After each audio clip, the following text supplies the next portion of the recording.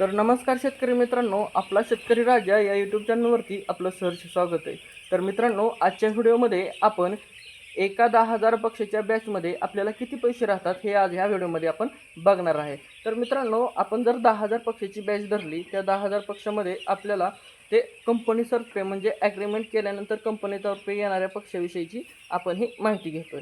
तर मित्रांनो, 10,000 पक्षी आला, 10,000 पक्षामध्ये आपलं जर एका पक्षाचं वजन 3 किलो भरलं म्हणजे सरासरी 3 किलो भरतंच, पण 3 किलो धरलं आपण, 3 किलो धरल्यानंतर एका पक्षाला जवळजवळ आपल्याला ₹27 राहतात। म्हणजे 10,000 पक्षाचं झालं 2,70,000।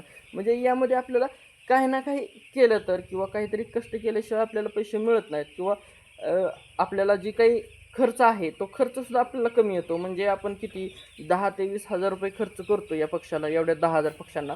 म्हणजे पूर्ण कंपनीचा खर्च असतो आणि कंपनीचा खर्च असल्यामुळं आपला बराचसा खर्च वाचत असतो।